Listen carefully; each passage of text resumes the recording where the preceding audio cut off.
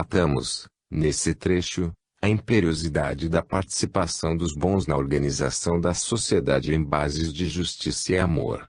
Também está claro a importância da influência do meio ambiente sobre a maioria e como a melhoria da sociedade está ligada preponderantemente à ação social eficaz dos bons. Por íntima necessidade, o espírito a estes deverá estar ligado.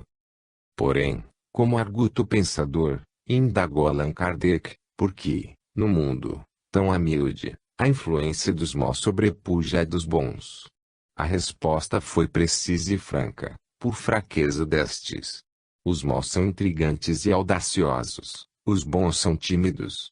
Quando estes o quiserem, preponderarão. Questão número 932 do Ele é. Juntamente com outros bons os espíritas devem querer exercer influências que sobrepujem a dos maus. Portanto, o espírita tem que participar e influenciar na sociedade em que vive, procurando levar às instituições que estruturam os valores e normas do espiritismo. Isso é uma participação política. Não pode preocupar-se apenas com a reforma íntima, isolando-se em um oásis de indiferentismo pela sociedade em que vive.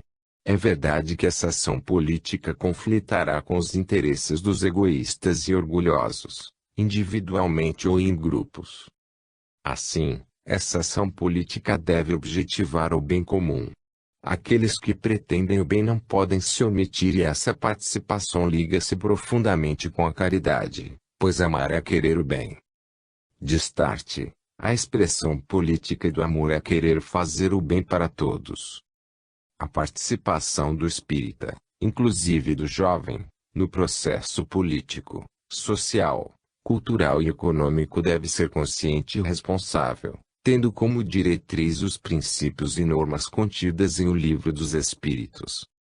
Sabemos que é preciso agir contra o egoísmo e o orgulho que se instalam em pessoas e grupos e se constituem nas raízes dos males que, eticamente, ainda afligem a humanidade. Perquiria Allan Kardec, será possível a destruição do orgulho e do egoísmo? Responderemos alto e terminantemente, sim. Do contrário, forçoso seria determinar um ponto de parada ao progresso da humanidade. Que o homem cresce em inteligência, é fato incontestável, terá ele chegado ao ponto culminante, além do qual não possa ir. Quem ousaria sustentar tão absurda tese? Progride ele em moralidade? Para responder a esta questão, basta se comparem as épocas de um mesmo país. Porque teria ele atingido o limite do progresso moral e não do progresso intelectual? Sua aspiração por uma melhor ordem de coisas é indício da possibilidade de alcançá-la. Aos que são progressistas cabe acelerar esse movimento por meio do estudo e da utilização dos meios mais eficientes. Em obras póstumas, Allan Kardec, capítulo Liberdade, Igualdade, Fraternidade, último parágrafo. Reflexão 1. Para o Espiritismo, a felicidade consiste, com relação à vida material, na posse do necessário e, com relação à vida espiritual, na consciência tranquila. Como espírita deve agir para que as pessoas tenham alimentação adequada, vestuário, habitação, educação, assistência médica, lazer e orientação espiritual. 2. De que maneira as pessoas deverão agir para que a sociedade se organize nas bases da justiça e do amor? 14. Participação política do espírita. Ponto. Sirva de base às instituições sociais, as relações legais de povo a povo e de homem a homem e o princípio da caridade e da fraternidade, e cada um pensará menos na sua pessoa, assim veja que outros nela pensaram. Todos experimentarão a influência moralizadora do exemplo e do contato. Questão número 917 de O Livro dos Espíritos.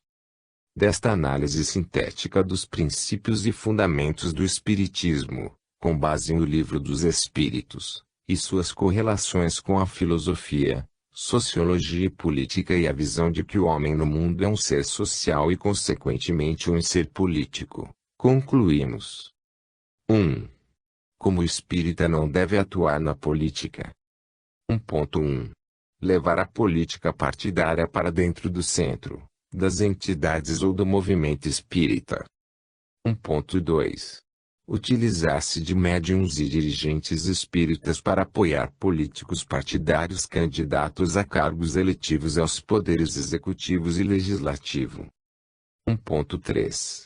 Catar votos para políticos que, às vezes, dão alguma verbinha para asilos, creches e hospitais, mas cuja conduta política não se afina com os princípios éticos ou morais do espiritismo. 1.4. Apoiar políticos que se dizem espíritas ou cristãos, mas aprovam as injustiças, as barganhas, a politicagem, usar a política partidária para interesses egoísticos pessoais ou de grupos a que se ligam. 1.5. Participar da política partidária apenas por interesse pessoal, para melhorar a sua vida e de sua família, divorciada em sua militância político-partidária dos princípios e normas da filosofia espírita. 2. Como o espírita deve atuar na política. 2.1.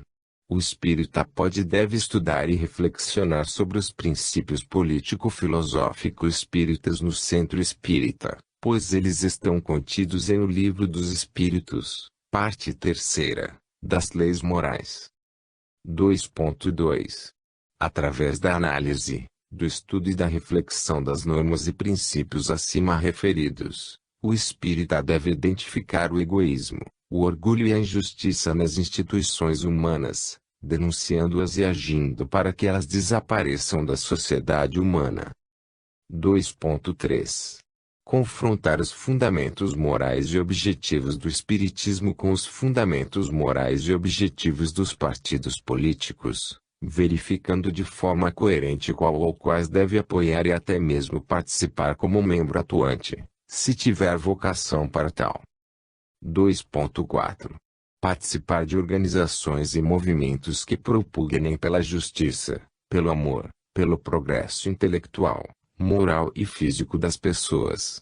Exemplo: clubes de serviços, sindicatos, associações de classes, diretórios acadêmicos, movimentos de respeito e defesa dos direitos humanos, etc. 2.5. Fazer do voto um elevado testemunho de amor ao próximo. Considerando que a sociedade humana é dirigida por políticos que saem das agremiações partidárias e suas influências podem ajudar ou atrasar a evolução intelecto-moral da humanidade, o voto, realmente, é uma forma de exprimir o amor ao próximo e à coletividade. Deve, pois, analisar se a conduta do candidato político partidário tem maior ou menor relação com os princípios morais e políticos, aspecto filosófico, do espiritismo. 2.6. Participar de agremiação partidária, se tiver vocação para tal, sabendo, no entanto, da responsabilidade que assume nesse campo, já que sua militância deve sempre estar voltada para o interesse do ser humano, em seus aspectos social e espiritual.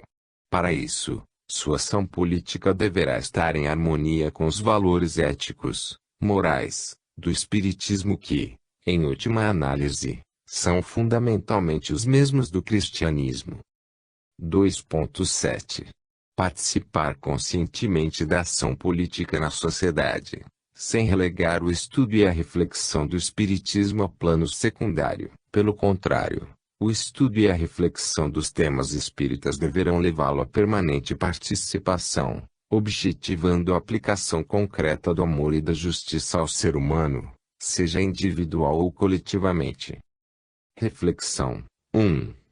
Você está consciente, como membro da sociedade, da sua condição de ser político. 2. Como você tem agido com relação à política partidária. 3. Você está consciente da sua capacidade de amar a coletividade através do exercício responsável de votar?